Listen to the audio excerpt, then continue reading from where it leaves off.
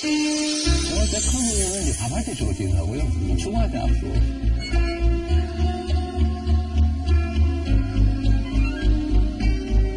문제는 뭐냐면 저는 예산이 참 중요하다고 봐요. 이거 집행 예산 2종인데 저보고가 30억이에요. 청년부담 해봐요? 네. 그 키 소액이에요. 사실 전체 예산으로 보면. 그게 시장님 문제 아니고 남경필 지사와 청년복지 정책을 두고 엄청나게 뜨거운 공방을 하고 계신데 여성분은 누가 더 많은가요? 원래는 남기자님이 당연히 많아요. 근데 최근에 제가 조금 더 많이 하는 티가 나고 있습니다. 의미로 시민을 위한 사이다 같은 시정 운영으로 유명한 분을 모셨습니다. 이분 모시는데 뭐 우리가 많은 노력도 했고 이 사이다 같은 분, 자 이분을 모시도록 하겠습니다. 나와주세요. 아 저도 처음 뵙는데. 아 그래요? 네. 안녕하십니까. 네. 저는 워낙 많이 봤으니까 아주 가까워서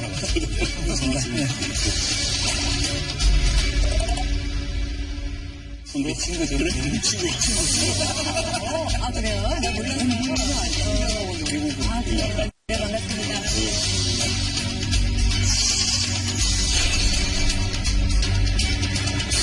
흑사이다 시장님, 국민 머슴에서 삼식이 국민 밉상 남편으로 새롭게 태어나신 이재명 성남시장님 모셨습니다. 시청자 여러분들께 인사 부탁드립니다. 네, 반갑습니다. 그러니까 갑자기 상식이 얘기하시고 그래서 제가 생각보다 그 상식이는 아닙니다. 네. 어디만 나오시면 시청률이 이렇게 잘 나오고. 진짜요? 예. 요즘 뭐 방송국에서 아주 핫하신 분입니다. 감사합니다. 오늘 좀 늦었지만 어떻게 나오신 소감은 어떠십니까? 전 사실 우리 전 의원님 보면 무서워요. 아니 뭐 저한테 저기 잘못한 일을 하셨나 봐요. 없죠. 전 의원님 뭐, 구매이지? 그럼요. 우리 대선 때 후보 토론 때 우리 팬들. 그전에는 모르셨던 사이시고. 네. 안 만났 아니 뭐 그래도 일방적으로 알았죠. 네. 아니 저도 많이 들었어요 이야기. 자, 이재명 시장님 하면 우리 전 작가님의 독설, 진 교수님의 센스, 안 원장님의 논리, 봉도사님의 슈퍼 깔때기까지 합친 캐릭터라는 설이 있습니다. 아니 왜 안 원장님의 논리? 제가 저 중에 보니까 예. 깔때기는 아주 그냥 100% 동의하겠어요. 사실. 네네. 모든 관심은 나에게로. 제 논리 또는 센스 이건 많이 부족한 것 같고요. 그 독설은 또 아닌 것 같아요. 시원한 사람이잖아요, 그죠? 독설은 근데 저하고 안 다니셨죠 어쨌든. 어쨌든 즐겁게 안 돼요. 왜 무서워하시는지 알겠네요. 자, 외부자들을 찾은 분이라면 피해갈 수 없는 코너가 있습니다. 인간 이재명에 대해서 날카롭게 파고 들어보는 예스 or no. 지금부터 남 MC. 네. 희석이에요, 경태라니. 마음을 많이 쓰고 예, 있어요. 알겠습니다. 남 MC가 드리는 질문에 예스 or no로 답을 해주시면 되겠습니다. 스트레스 받고 네. 자, 문제를 예를 들어서 드리겠습니다. 연습 문제. 네, 연습 문제요. 저녁은 예쁘다. 하나, 둘, 셋. 이러면 안 돼요. 네. 이러면 노로 간주합니다. 네네. 이러면 노로 간주하는 거예요. 생각해봐야 되나? 자, 다시 연습 문제. 전혁 의원님은 예. 진짜 그래요. 그러니까 연습 문제. 네. 아니 뭘 생각을 이렇게 두분 아는 거죠? 답변을 간단하게 뭐가 진짜 이렇게 오늘 답변 그중에다가 네. 우리 의원님은 다른 걸 생각하게 만드는 요소가 있다니까요. 그만큼 매력적이에요 제가. 제가 이재명 시장님의 이 두뇌 속도가 엄청나게 빠른 분으로 알고 있는데 지금 머뭇거렸어요. 오늘 분위기 좋습니다. 자, 지금부터 본격적으로 예스 or no 질문 드리겠습니다. 이재명 사용설명서 예스 or no. 예능 출연 후 연예인병 걸렸다는 얘기를 들어본 적이 있다. 하나, 둘, 셋. 예스. 오늘 아침에도 아내에게 백허그를 하고 나왔다. 하나, 둘, 셋. 백허그가 아니라 앞으로인데. 놈이다. 나는 차기 경기도 지사에 출마할 마음이 있다. 하나, 둘, 셋. 예스. 나는 차기 경기도 지사에 출마할 마음이 있다. 하나, 둘, 셋. 예스. 기자님들 지금 벌써 노트북이 하셨어. 생각이 있다고 했지 하겠다고 한 건 아니에요. 설명을 좀 정확하게. 자, 문제 아니면 드립니다. 저기 사이다 같이 얘기를 해야죠. 네, 문제 드립니다. 문재인 정부의 국정운영 점수는 90점 이상이다. 하나, 둘, 셋. 네, 그렇다고 생각합니다. 사실 외부자들의 다소 불편한 사람이 있다. 하나, 둘, 셋. 예스. 누군지 못 말했어. 건물을. 아니 하나만 더 물어볼게요. 저는 아니죠. 저는 아니죠. 아니, 그거 안 묻기로 했잖아요. 예스 해야죠.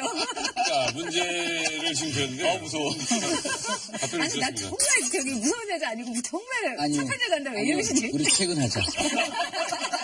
자, 네, 이재명 시장님과 이야기 나눌 텐데, 사실 예능 프로그램 출연 이후에 너무 많은 관심들이 있다는 걸 또 아시죠? 예전에 유명했던 거랑은 좀 다른 분위기? 근데 사람들이 이제 저를 아는 분들이 좀 있긴 있었는데, 네. 이제 아는 내용이 달라진 것 같아요.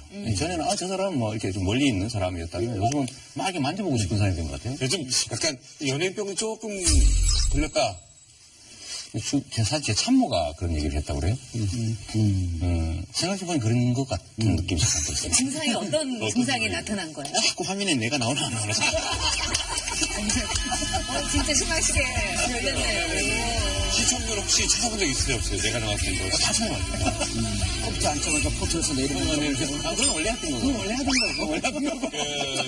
두 번째, 오늘 아침에도 아내에게 백허그를 하고 나왔냐는 질문에 앞으로 했다라고 하셨습니다. 정말 백허그는 이제 밥할 때 주로 뒤에서 하고요. 출근할 때 앞으로 있는. 저, 안 원장님. 네. 백허그 해보신 적이 언제십니까? 기억이 잘 안 나네요. 저 이렇게 방송에 출연하면 나도 할 수 있을 텐데. 앞으로 앉는 거는. 그거야 뭐 할 수도 있고 한데, 그것도 방송 출연하면 잘 할 수 있습니다, 저도. 한현님의 논리에 문제가 있어요. 애기 때. JYP YG 보고 있나? 안 보셔도 될 것 같아요. 방송 출연하면 잘 할 수 있습니다, 저도. 한현님의 논리에 문제가 있어요. 애기 때 지적해야지. 나도 이런 말씀하셨는데 저는 매일 합니다. 방송 때가 아니고 믿고 싶어요. 백허그는 어떻게 하는 거예요? 이렇게 해보시면. 아니 뭐 이렇게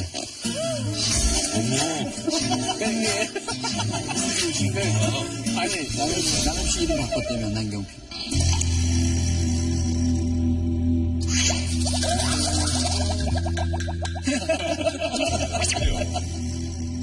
나는 차기 경기도지사에 출마할 마음이 있다에 예스라고 썼습니다. 저 뭐 마음이 없겠느냐? 네. 근데 이걸 이제 아직도 시정을 해야 될 시간이 뭐 8개월 이렇게 남아있기 때문에 공식적으로 얘기를 하게 되면 마음이 콩밭에 가 있다 얘기를 들을 수도 있고. 그렇죠. 또 이제 논쟁이 주로 그쪽으로 가게 되면 아무리 시정이 소홀하게 됩니다. 그리고 뭐 성남시는 경기도 안에 있는 데니까 그렇습니다. 네. 확실하게 네. 말씀을 하셔도 뭐 되죠. 그건 성남 시민들도 뭐 응원하실 분도 많으시고. 뭐 대체적으로 다 알고 계세요. 아, 네. 이게 이제 지난번에 대선에서 나오시지 않았습니까? 그렇다고 한다면 이번에 이제 성남시장에서 서울시장으로 직진을 해도 참 됐을 뻔한데 박원순 시장님이 계셔가지고 안 하시는 건가요? 아니면은 저는 오히려 서울시로 가는 게 직진이 아니라 우회라고 생각하죠. 그래요? 왜냐하면 그래서 저 자연스러운 게 좋다고 생각해요. 이제 흐름에 순응하고 대의에 맞게. 저는 경기도에 있었으니까 경기도 시정과 도정은 원래 또 관련도 있고요. 그런데 좀 더 뭐 더 좋은 자리다라고 해서 옮긴 것 자체를 좀 선호하지 않고 두 번째는 저는 뭐 서울과 경기를 비교했을 때 서울이 더 중요하다고 생각하지 않습니다. 제가 하고 싶은 좋은 자리보다는 제가 더 많이 기여할 수 있는 곳, 또 제가 잘할 수 있는 곳 이런 것을 하면 아무래도 서울보다는 정치인이나 행정가라면 사실은 경기도지사의 저주라고 해가지고 그렇습니다. 경기도지사를 했던 분들이 참 정치적으로 안 풀렸어요. 그렇죠. 그런 거 같은 거는 개의치 않으세요? 보통은 뭐 대선 가도의 무덤이다 이렇게 보통 네, 얘기하죠. 네. 뭐 크기는 한데 가까운 같지도 못하고 사실 그렇게 따지면 서울시장이 얼마나 많았습니까? 그중에 한 명 성공했어요. 결국 자리가 중요한 게 아니라요. 뭘 하고자 하냐 이게 더 중요한 것 같습니다. 그 이재명 시장 말고 이제 다른 분들 이번 대선 나왔던 분들하고 의견 교환도 좀 하고 그런데 이제 자치단체장을 광역하다 보면 자칫 잘못하면 국회의원을 좀 우습게 보는 경향이 있어요. 지금 말씀하셨듯이 국회의원 우리가 하면서도 자주적으로 부르거든요. 갖고 있는 힘은 보장 힘밖에 없고 되는 일도 없고 안 되는 일도 없고 훈수도는 직업이다 하면서 이제 이렇게 비하하는 경우도 있는데 저는 박원순 시장 연락 왔을 때도 그러고 근데 뭐 또 다른 분 연락 왔을 때도 그러고 직접 들어서 전체를 보는 시야를 키우는 점이 있어서 저는 박 씨한테는 아주 대놓고 이번에 재보선거를 나가는 게 차라리 나을 것 같다. 많이 도움될 것이라고 몇 차례를 했는데 안 하시더라고요. 근데 그래서 지금 이제 민주당에서 대선 후보를 뜯던 분들 공교롭게도 또 다 국회의원 경험이 없어요. 내가 만약 그 서울시장이나 충남지사나 성남시장이나 이렇게 했어서 나 같으면 국회의원에 나는 갔을 것 같아요. 근데 이제 안희정 지사는 국회의원 쪽으로 틀은 것 같아요. 물론 이제 국정에 관한 경험이 있는 게 좋죠. 근데 제가 꼭 드리고 싶은 말씀은 저는 아직도 엄청 젊다는 거예요. 기운이라는 게 욕도 많이 먹습니다. 그러면 이제 국가적 아젠다에 대해서 고민할 수 있고 자기 의견을 표출할 수 있는 공식적인 자리예요. 사실 국회의원은 지역 대표성과 국민 대표성을 동시에 갖습니다. 지역 자치단체장은 지역 대표성밖에 할 수 없는 거예요. 지역 대표성밖에 할 수 없는 거예요. 자, 그거 손을 잡고 나쁜 거예요. 그렇게 생각합니다. 저는 도지사보다 국회의원을 하시는 게 본인의 정치 인생에서는 큰 도움이 될 거예요. 여의도에 가서 그 허허벌판에서 그 하이에나들한테 이렇게 둘러싸여가지고 정말 초선 의원으로서 고군분투하는 거는 굉장히 중요한 일이에요. 그리고 대선에 지난번에 어쨌든 당의 경선에 나오지 않았습니까? 적어도 거기에 대한 책임감이 있다면은 국회에서 나라가 어떻게 돌아가며 나올라 헌법기관이 어떤 역할을 해야 되는지 그 다음에 전국적인 아젠다 속에서 내가 갖고 있는 영역을 어떻게 넓혀야 되는지 굉장히 좋은 기회예요, 사실은. 제가 사실 이번 대선 경선을 이제 뛰게 된 거는 제가 꼭 대통령이 돼야 되겠다라는 것보다는 사실 역할 분담을 하고 측면이 강하죠. 왜냐하면 이제 정치라는 이제 팀플레이인데 당시 문재인 후보 혼자 사실상 뭐 결집되다시피 보여지는 상태에서는 사실 본질의 문제가 있을 수도 있고 국민적 관심도 필요하지 않습니까? 그래서 어쨌든 역할 분담의 차원에서 팀원으로서 경기에 참여한 측면이 좀 강하고 물론 뭐 잠깐 기술 도로 그래서 야 이거 진짜 혹시 뭐 이런 생각 하다가 아까 오버가 해서 비난받기도 하고 그렇습니다만 근데 결국 제가 되돌아보니까요 제가 처한 자리에서 최선을 다하는 게 더 중요하다. 그리고 저는 도지사든 시장이든 대통령이든 그 하나의 도구라고 생각되거든요. 그 자체가 목표가 아니고 뭔가를 이루기 위한 하나의 도구죠. 근데 이 도구에 집착하지 않는 게 중요하다는 생각이 들었습니다. 제 역할에 가장 잘할 수 있는 것, 또 세상에서 저를 필요로 하는 요소, 이런 걸 고려해보고 판단한 결과는 역시 뭐 국정에 직접 관여하는 것은 다음 순위 아니겠느냐. 뭐 그런 판단이 들었습니다. 알겠습니다. 자, 본격적인 이야기를 한번 나눠보겠습니다. 최근 전 대통령과 전 대통령에 대한 검찰 수사가 이어지는 와중에 외부자들과 이재명 시장의 공통점을 우리 진 교수님이 발견했죠. 네, 제 블랙리스트 선관한 브랜드 소장이었습니다. 축하드립니다. 그랬어요. 네, 내가 기억을 하는 게 우리가 이제 어떻게 그 특신이 됐냐면은 그때 굉장히 많은 공격을 당했어요. 맞습니다. 지금 드러난 걸 보면 그 배후에 이제 국정원도 있고 다 있었던 거죠. 집중적으로 당하셨죠. 그러니까 아니 시장님이 당하는 걸 보고 내가 약간 업무 사격을 했어요 그때. 고맙다고 제가. 그래가지고 우리가 같이 맞고. 특친도 됐던 거니까 같이 또 얻어맞기도 했고 재밌었던 게 뭐냐면 그 지자체장 뭐 이렇게 되면은 이렇게 좀 자기 체면을 차린다거나 점잖을 떨어야죠. 점잖을 떨고 뭐 나오면 막 정치적으로 완곡어법을 쓰거나 막 이런 건데 저보다 더 하시더라고요. 통쾌하고 재밌었습니다. 그래서 트위터리언으로서 굉장히 신기해요. 최근 밝힌 MB 정권의 이재명 퇴출 대책이라는 거 설명을 좀 해주시면. 제가 이제 2010년에 이제 당선이 돼가지고 그 다음에 봄에 청와대에서 임태희 실장이 비서실장을 갔죠. 성남시에 있습니다. 3개월 동안 성남시를 이제 뭐 행안부, 청와대, 뭐 경기도 이런 데서 내사를 해가지고 40페이지짜리 보고서를 만들어서 임태희 실장이 직접 이명박 대통령한테 보고를 했다고요. 보도는 나온 상황입니다. 근데 이 사람을 내쫓는 방법은 주민소환밖에 없다. 이런 내용이 들어있어요. 하다가 포기했다. 그 내용이 있었는데 나중에 알았죠, 저희는. 근데 실제로 그때쯤에 2011년 초가 되니까 주민소환 운동이 벌어졌어요. 본부도 만들어지고 그 다음에 또 바로 벌어진 게 이제 저희에 대한 종북입니다. 청소용역 회사에 일거리를 줬는데 그 회사에 민노당 당원이 2명 있다. 70명 중에 2명 있다. 그러니까 종북이 자금줄이다 이렇게 해가지고 한번 또 일이 있었고요. 선거 한 1년 전쯤 되니까 성남에서 종북 척결 운동법 이런 만들어가지고 약하면 모란역에 집회를 한 거예요. 특보도 내고 말이에요. 트위터도 막 날리고 인터넷에 올리고 호배에 뿌리고 난리였죠. 근데 나중에 보니까 이게 다 그 내용에 들어있어요. 나름 다 계획에 의해서 진행됐던 것 같아요. 근데 그때 진짜 집중적으로 사격을 그냥 받았어요. 아니, 그렇게 두들겨 맞았는데 살아나신 거 보면 좀 대단하세요, 맷집은. 그 덕에 살았죠, 사실은. 제가 만약에 공격받지 않았으면 그냥 평범한 그 이름이 없는 기초단체장이 돼서 삼선 되냐 마냐 막 고민하고 있었을 텐데 제 정치 인생에서 저를 가장 많이 도와주신 분이 누구냐면 우리 전현우 의원님이 총장님 하지 않는 우리 박근혜 대통령님하고요. 저 존경한다고 했는데 이렇게 안 설죠. 이렇게 사람에 대해서 잘못 알고 있으니까 내 손을 만져. 그 다음에 이제 이명박 대통령이죠. 부당한 공격을 하면 원래 자연의 이치입니다. 과도하지 않으면 반드시 반작용이 있는데 이제 그 반작용을 잘 활용한 사람이죠.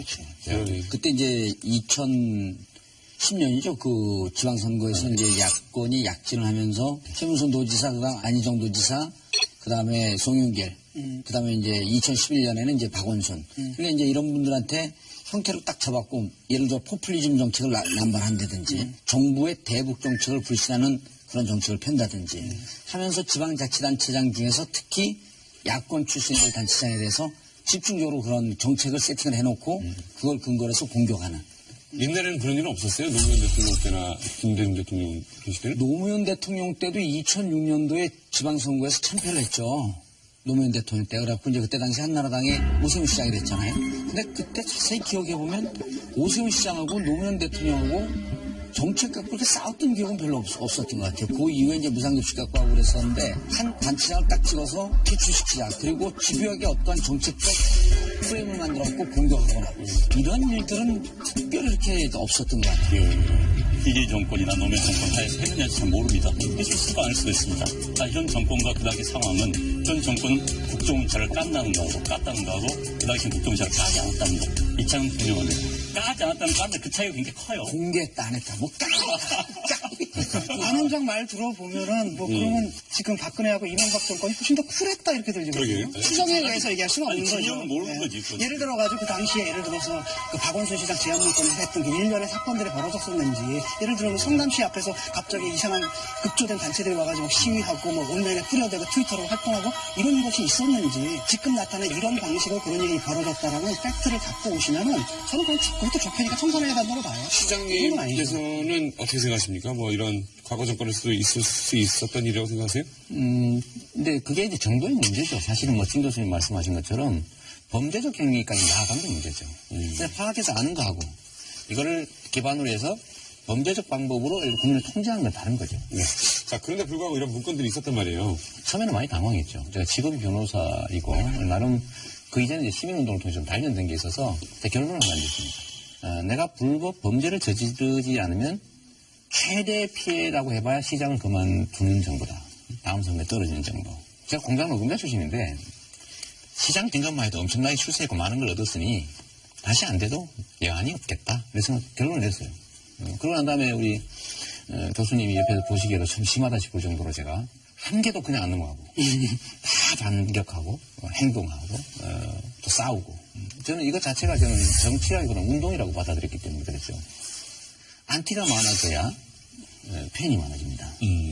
내가 공격을 많이 당할수록 내가 중요한 인물이 될 수 있다. 즉 정치적으로 성장할 수 있다는 생각이 들었어요. 최종적으로는 사필 규정, 포연이 거치면 실상이 드러난다. 지금도 저는 마찬가지예요. 그래서 그런 경험들 때문에 나쁜 상황이 되더라도 저는 되게 즐거워요. 오히려 부당한 공격을 당하면 억울한데 기회다 이런 생각이 요즘 들죠, 오히려. 이제 그런 말씀 하지 마세요. 물론이죠. 그러지 않은 세상이 돼야죠. 아니, 이재명 시장을 보면 참 안타까운 게 자기 자신을 굉장히 과소평가하는 사람 중에 하나예요. 정치인 중에. 책도 읽고 그동안의 발언을 이렇게 보면 상당히 가진 게 많고 그렇게 소년 공원이 그렇게 어렵고 힘든 과정 속에서 변호사도 되고 대학교도 들어가고 그리고 시장이 됐다는 거는 사실 우리 사회에서 이 코리안 드림이 가능하다는 거. 자기가 굉장히 힘든 상황이 있더라도 올바르게 성장해야 될 책임이 자기 자신에게 있다는 뭐 그런 거를 충분히 제가 보기에는 자산으로 삼을 수 있는데 지금 지나치게 공격적인 거예요. 남이 공격을 하면 난 더 클 수 있다. 아니, 굉장히 아니 지금도 그런 것 같아요. 지금은 그럴 사람이 없어요. 야, 좀 고치세요. 어떻게 보면은 글쎄 우리나라의 성남 시민도 그렇고 경기도민도 그렇고 뭔가 일을 하는 사람을 목마르게 갈망하고 있는 거죠. 그러니까 진영이 다르더라도 서서히 알게 되는 거거든요. 그래서 자산에 대한 이제 정확한 분석이 좀 있었으면. 나중에 따로 한번 분석해 주세요. 아니 됐어요. 가격이 비싸요. 시간당 가격이. 제가 사도록 하겠습니다. 자, 근데 또 여기서 박원순 시장의 MD 보수에 최성 고양시장도 합류했고요. 그리고 한국당은 신적폐 저지 특위를 구성해서 정치보복이다. 그래서 적극 반발하고 있습니다. 이명박 전 대통령 수사에 대해서 시장님은 어떻게 생각하십니까? 저는 그 이명박 대통령 재임 시절에 민주당 부대변인을 한 적이 있어요. 그때 제가 제일 문제 많이 삼았던 게 뭐냐면 제1롯데월드. 공군도 반대하는 거를 비행기 활주로 각도를 바꾸어서 허가를 내주려는 움직임이 있었고 결국은 못 막았죠. 이거 명확하게 제가 보기에 직권남용입니다. 예를 들면 강요한 거거든요. 오죽하면 참모총장이 사퇴까지 있을까 싶은데 이제 그런 것들을 더하기 광범위하게 드러나고 있는 이제 국가기관 선거 개입 이건 뭐 행정 파괴 행위 아닙니까? 또 거기다가 엄청난 규모의 예산 낭비 뭐 이런 것들에 대해서는 저는 무사해야 된다고 보죠. 다시는 이런 일이 생기지 않게 하기 위해서 보복하기 위해서가 아니라 좀 필요하다고 봅니다. 이재명 시장 하면 또 복지 얘기를 안 할 수가 없고 성남시를 불허하는 사람들이 있어요. 그런가 하면 좀 배합하는 사람도 있고 야 저렇게 퍼주다가 남는 게 뭐가 있겠냐는 사람도 있고요. 근데 이거는 지방자치에 대한 기본적인 이해가 부족해서 생긴 오해인데 누군가 의도적으로 공격한 것으로 대한민국의 지방자치단체는 조세를 새로 설정하거나 증세할 권한이 없습니다. 그다음에 지방채 발행도 다 정부 승인을 받아요. 일정액 이상 못하게 되죠. 그러니까 수입을 늘릴 방법이 없습니다. 밀린 세금 감면이 최고예요. 아무리 커져도 제한이 있는 거죠. 빚을 질러야 질 수가 없어요. 못 지게 돼 있어요. 옛날에 성남하면은 유명했던 게 초호화 시청 만들었고 빚 많았고 뭐 이런 거 있잖아요. 그거는 보관하고 있던 돈을 써버린 거예요. 판교 특별회계라고 하는데 5,400억 보관되고 있던 거를 다 빼다가 써버린 거였는데 그 외에 예를 들어 공식적으로 빚을 낼 길은 없죠. 우리 성남시는 사실 뭐 드러나는 복지 정책보다는 시민들의 의견을 신속하게 빨리 들어준다.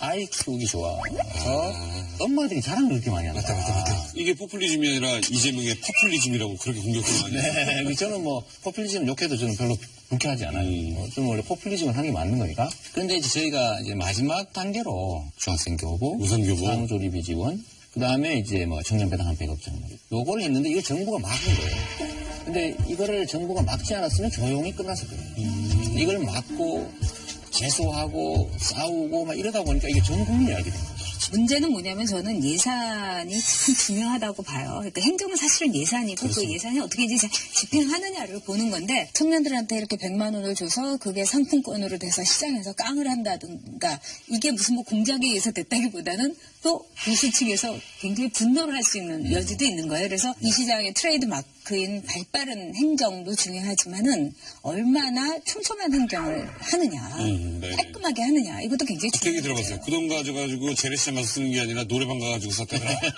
재래시장에서 또 깡도 해줬고 실제로 그런 게 이런 게 노래방 있긴 비 있었죠. 내줬다더라. 그러니까 이제 이 정책의 아주 미세한 부작용, 네네. 이 부분들을 예를 들면 예산을 집행을 할 때요. 하나의 정책적 효과를 내는 경우하고 두 가지 정책적 효과를 복합적으로 내는 게 있다면 두 가지 효과를 동시에 내는 게 좋죠. 그렇죠. 네, 저는 그래서 이 청년들에게 100억 정도를 상계 일령에게 분기별로 25만 원씩을 지급해서 이제 청년들이 쓸 수 있게 해주는데 그냥 현금으로 주면 편하죠. 근데 이거를 제가 지역 화폐라고 하는 개념으로 소위 상품권으로 준 이유가 있죠. 재래시장과 골목상권에 영세 상인들에게만 써라라고 하니까 불편하죠. 대신에 재래시장과 골목상권들은 매출이 늘어나죠. 그래서 지역경제 순환 효과가 있어요.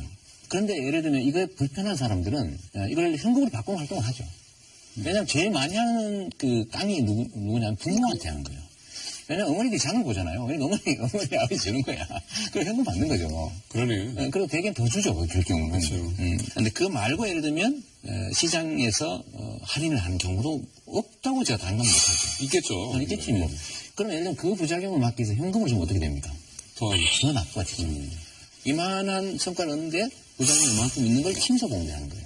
지금 두 가지의 효과를 양가적인 효과를 이제 노린다. 이왕이면 두 가지가 다 이루어지면 좋겠죠. 근데 이 청년 배당의 진짜 궁극적인 목적은 뭔가? 그때 이제 제가 보니까는 취직 활동을 하는데 지원이라든가 뭐 청년들의 복지 확대요. 그렇죠. 청년의 복지 확대인데 우리나라 이 청년들이 굉장히 사각지대에 있는 건 사실이죠. 그래서 진짜 우리나라 청년들이 겪고 있는 아주 슬프고 참담한 현실이 있어요.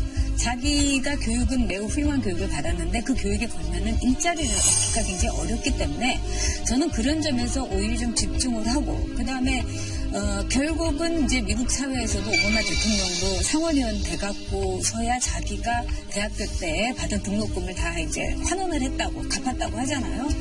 저는 갚는 역할도 반드시 저는 청년들에게 지워져야 된다고 생각해요. 그래서 그 역할이 대물림이 될 수 있는 거죠. 다른 청년들에게도 넘어갈 수 있고 100억밖에 안 된다, 50억밖에 안 된다 하지만 그거 시장님 돈도 아니고 중요한 돈이죠. 성남 시민들 또 벤처기업에서 열심히 밤샌 젊은이들이 낸 세금인 거죠. 낭비라고 보시면 좀 곤란하고요. 아니, 저 낭비라고 하는 얘기 아니라 보완이 좀 됐으면 좋겠다는 얘기죠. 근데 이제 일자리를 만드는데 투자하는 게 좋지 않겠냐 이런 얘기가 가능하기도 하죠. 그런데 한번 생각해 보시면 엄청난 권력과 예산을 가지고 있는 중앙정부조차도 못 만들어서 끊임없이 예를 들어 연간 2조 원씩 쓰면서도 청년들의 일자리 문제는 아니, 시장님답지 제기는 안 않게 되잖아요. 아니. 중앙정부에서 못하는 일을 또 작은 정부에서 아니, 할 수도 있는 잠깐. 거고 그런 거죠. 상당히 복에 겨운 이야기입니다. 이런 논란이 벌일 수 있다는 것 그렇죠. 자체가. 네. 그렇죠. 사실 이해죠. 우리 이재명 시장이 전남 고흥군수를 한다. 전남 창원군수하면 언감생심 상상할 수 없는 거예요. 성남시 같은 경우는 제가 알기로는 한 63.57%가 될게 재정 자립도가. 그런데 기초자치단체 C급이 한 39.2%입니다. 그렇게 안 돼요. 그럼요. 그리고 현재 전국에 가난하죠. 30% 미만이 115군데예요. 그다음에 자기 공무원들, 기초자치단체 내 공무원들 월급을 줄 수 없는데 수십 군데입니다. 제가 구조적인 얘기를 어렵습니다. 하나 좀 드릴게요. 성남이니까 가능하다는 얘기는 돈이 많아서 하는 거다라는 말씀을 네, 드릴 분담도 텐데요. 있고. 사실은 아니에요. 주민들이 내는 세금이 성남시가 많은 건 사실이에요. 왜냐면 땅값이 비싸니까 재산세 많이 내죠. 근데 문제는 주민들이 세금을 많이 내니까 정부의 지원금이 없어요. 불구일부 단체라고 그러죠. 근데 다른 자치단체는 예를 들면 인건비가 조달이 안 될 정도로 나쁜 자치단체는 그걸로 살고 나머지는 인건비 안 주고 사나요? 그렇진 않아요. 국민들은 내는 국세 중에 일부 20% 가까이 되어서 전국에 다 채워주죠. 그래서 1인당 집행 예산을 보면 성남시가 오히려 적습니다. 왜 그러면 예산 집행액은 똑같은데 복지 정책을 할 수 있냐? 이유가 있습니다. 제가 어제 사실은 문재인 대통령 만나서 그 얘기 말씀을 드렸는데 정부에서 예산을 지원을 해주는데 지방자치단체에 꼬리를 달지 말고 줘야 된다. 예산을 예를 들면 우리 전혁 의원님한테 100만 원을 주면서 이런 용도에 쓰고 나는 나머지는 정부에다 반납해라 한 경우하고 우리 안 의원님한테 100만 원을 주면서 아끼면 당신 가지세요 했을 경우에 어떤 예산이 제대로 집행되겠습니까? 저라면 저쪽으로 당연하죠. 이게 바로 자율권이에요. 지방자치단체들이 예를 들면 똑같은 예산을 가지고 있을 때 정부가 예산 지원을 해주면서 이런저런 용도를 다 재정해서 주면 최대한 다 써야 됩니다. 남으면 돌려줘야 되고 네. 계속 아끼면 내년부터는 지원이 줄어요. 과하게 쓸 수도 있고. 그래서 이게 바로 자치권의 문제죠. 저도 그건 공감해요. 네, 사실 그래서 이제 정부에서 준 보조금이 포괄적 보조금을 주는 거예요. 그러니까요. 그래서 그래서 현 정부, 중앙정부가 보조금 줄 땐 포괄적, 그래서 그에 대해 책임지게 만들어내는 겁니다. 그런데 이제 중앙정부 입장에서 본다면은 지방자치를 통제를 해야 되기 때문에 사업을 정해주고 거기에만 보조금을 주는 거예요. 그래서 제가 거기에 문제 있는 거죠. 본질적인 얘기로 되돌아가면 성남시는 예를 들면 1인당 집행 예산이 다른 도시와 비슷하거나 오히려 더 적은데도 독자적인 예산 집행 정책을 하는 이유는 정부의 지원을 받지 않기 때문이에요. 즉 자율권을 가지고 있기 때문에 예산을 아끼면 아끼는 만큼 다른 용도에 쓸 수 있습니다. 제가 그래서 아주 예산을 계속 저희가 절감을 해왔는데 극단적으로 두 가지 부분이 있어요. 하나는 가로등 보수 예산을 제가 일률적으로 25% 삭감했습니다.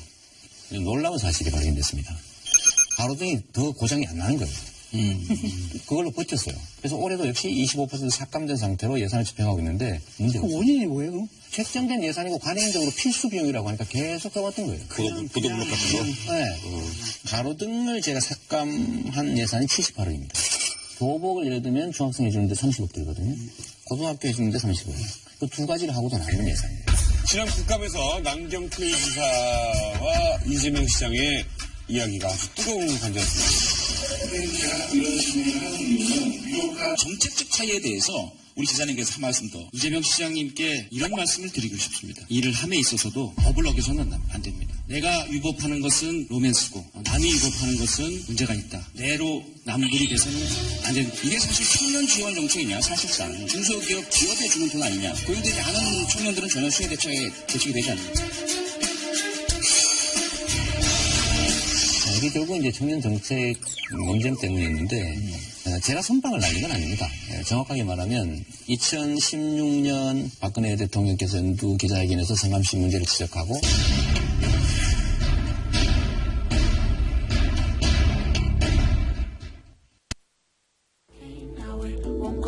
만날 사람이 누구냐에 따라 트렌디하게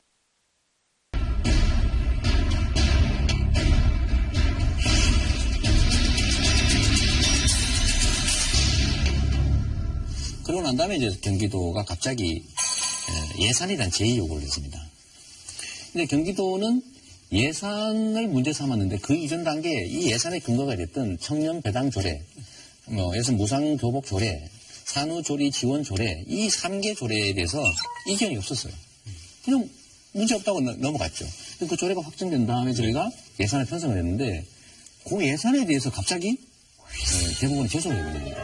경기도도 자치단체인데 같은 자치단체 입장에서 정부의 승인을 못 받았다는 이유로 불법이라고 단정하고 소송까지 내니까 이거는 사실 자치권을 스스로 훼손하는 거 아니에요. 그 관련 법령에도 협의가 안 되면 조정한다 이렇게 돼 있어요. 독립받아라, 승낙받아라 가지고. 저희가 승낙을 못 받았죠. 박근혜 정부 하지 말라고 그랬으니까. 우리가 알기로는 정부의 요구에 의해서 할 수 없이 제소한 걸로 알고 있다. 이제 정권 교체됐고 입장도 바뀌었으니까 취소하십시오라고 저희가 얘기를 했고요. 정부에 무슨 청부를 받아가지고 제소를 한 것처럼 이렇게 말씀하시는 건 좀 실례가 아닌가요? 정부라고 하는 표현은 이제 단순하게 좀 표현을 짧게 표현하는 그런 것이고 본인이 도움도 안 되는 경기도에도 도움 안 되고 또 정치적으로도 크게 유익하지 않은 일들을 사실은 원하지 않는데 한 걸로 저는 알고 있거든요. 왜냐하면 당시에 많이 협의했어요. 제소할 당시. 국회의원분 통해서 서로 손해 아니냐. 이게 서로 우리 발등찍기다. 그 남경필 지사 그 얘기 뭐예요? 1억 그 연금 통장 이런 얘기는? 중소기업 중에서도 일정 수준 이하의 급여를 받는 근로자가 경기도의 18세에서 34세 사이의 청년인 경우에 월 10만 원에서 30만 원까지를 적립을 하면 똑같은 액수를 경기도가 매칭해서 지원을 해주고 10년 동안 이걸 부으면 이자 등등을 포함해서 1억을 만들 수 있게 지원해 주겠다는 겁니다. 제가 여기에 문제를 지적을 한 거예요. 청년을 지원하는 건 좋고 취업을 지원하는 건 다 좋은데 첫째로 이게 들은 예산이 최하 4천억 가까이 됩니다. 그리고 한 사람한테 너무 많이 준다. 왜냐하면 대상자가 10,000명이에요. 그리고 이 10,000명을 내년에 한꺼번에 뽑고 끝이야. 이래서 복지정책이란 국민들의 세금으로 하는 거기 때문에 정책이란 다수가 혜택을 받아야 됩니다. 특정 소수가 돼요. 두 번째가 금액이 적절해야 돼요. 세 번째는 지금 말씀하신 지속성이죠. 10,000명을 뽑아서 10년 동안 계속 주는 거지. 요건 10,000명으로 끝이에요. 그러면 이렇게 되죠. 5년 내지 10년 후에 세금을 내는 청년들은 5년 전 또는 10년 전에 선발된 사람들의 1억을 마련하기 위한 세금을 계속 내주고 있어야 돼요. 지금 이제 몇 가지